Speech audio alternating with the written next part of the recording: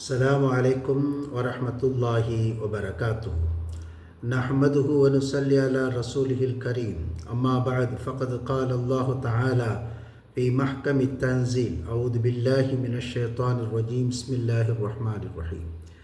يا أيها النبي يا أيها الذين آمنوا لا ترفعوا أصواتكم فوق صوت النبي. قال النبي صلى الله عليه وسلم: خير الكلام كتاب الله وخير الهدي هدي محمد صلى الله عليه وسلم. صدق الله العظيم وصدق النبي الكريم. ربي أوزعني أن نشكر نعمتك التي أنعمت علي. اللهم اغفر شيوخنا ولجميع الحاضرين برحمتك يا أرحم الراحمين. அன்பிற்குரிய அல்லாஹ்வின் நல்லடியார்களே, தாய்மார்களே, சகோதர சகோதரிகளே, அல்லாஹ் சுப்ஹானஹு தஆலா ஒரு வசனத்திலே இப்படி சொல்லுகிறான்: ஈமான் கொண்டவர்களே, உங்கள் சப்தத்தை நபியின் சப்தத்திற்கு மேலாக உயர்த்தாதீர்கள் என்று சொல்லுகிறான். இந்த வசனம் இறங்கியதும் கைஸ் இப்னு சாபித் என்கிற நபித்தோழர் வீட்டிற்குள்ளேயே அடைந்து கொண்டான். நபியின் சபைக்கு வருவதில்லை, நபியை பார்ப்பதில்லை, கூட்டுத் தொழுகையிலே கலந்து கொள்வதில்லை, எங்குமே வருவதில்லை. ஒரு நாள் மிக யதார்த்தமாக நபிகள் நாயகம் ஸல்லல்லாஹு அலைஹி வஸல்லம் இந்த கைஸ் இப்னு சாபித்தை குறித்து விசாரிக்கிறார்கள். அவருக்கு என்ன ஆச்சு, ஏன் அவரை காணவில்லை என்று.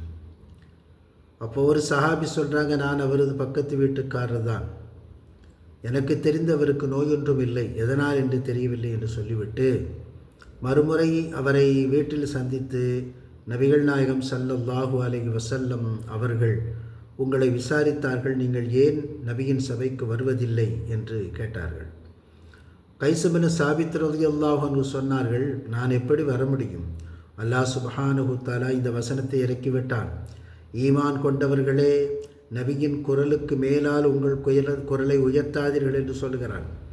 என்னுடைய சப்தம் உயர்ந்த சப்தம்.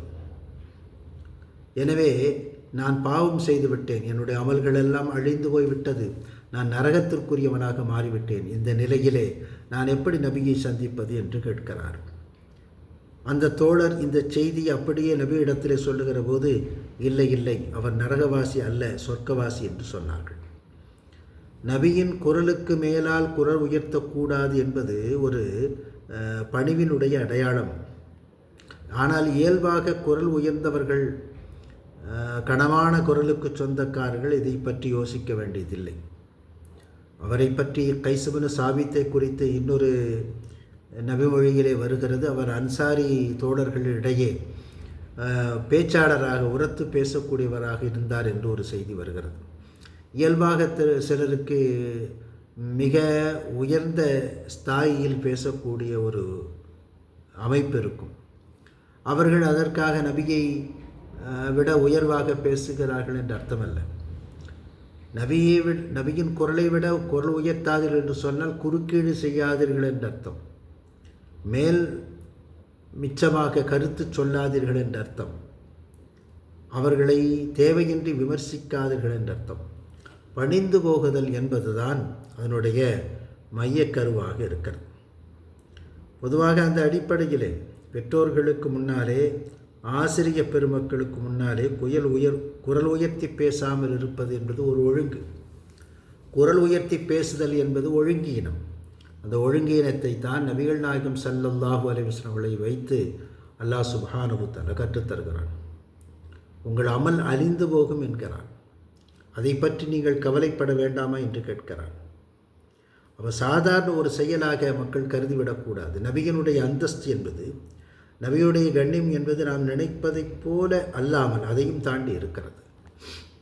அவர் பின்பற்றக்கூடிய ஒரு ரசூல் தானே என்று அசட்டையாக இருக்காமல் அந்த நபியை நேசிப்பது, நபிக்கு கண்ணியம் கொடுப்பது, அவர்கள் குரலுக்கு மேலால் குரல் உயர்த்தி பேசாமல் இருப்பது என்று பல்வேறு தரப்பட்ட முறைகளிலே அந்த நபிக்கு செலுத்த வேண்டிய கண்ணியங்களை கண்ணியமாக நாம் செலுத்த வேண்டும். அதில் எந்த குறைபாடும் வைத்துவிடக்கூடாது.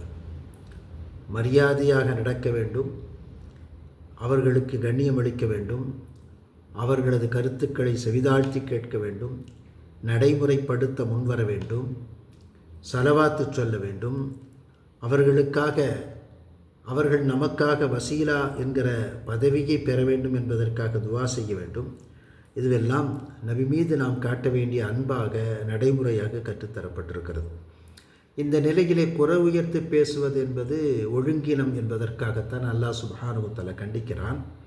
அதை தெளிவுபடுத்தக்கூட அல்லாமல் அப்படியே வீட்டுக்குள் முடங்கிக் கொள்வது என்பது அல்லாஹ்வையும் ரசூலையும் எவ்வளவு தூரம் சஹாபாக்கள் மதித்திருக்கிறார்கள் என்பதற்கு ஒரு எடுத்துக்காட்டு. சஹாபாக்களைப் போல நாமும் வாழ வேண்டும். அவர்களைப் போல நபியை நேசிக்க கற்றுக்கொள்ள வேண்டும். அவர்களைப் போல நபியை பின்பற்றுவதற்கு முன்வர வேண்டும். அல்லாஹ் தௌஃபீக் செய்வானாக. வாஹிர் தஅவானா அல்ஹம்துலில்லாஹி ரப்பில் ஆலமீன். அஸ்ஸலாமு அலைக்கும் வரஹ்மத்துல்லாஹி வபரகாத்துஹு.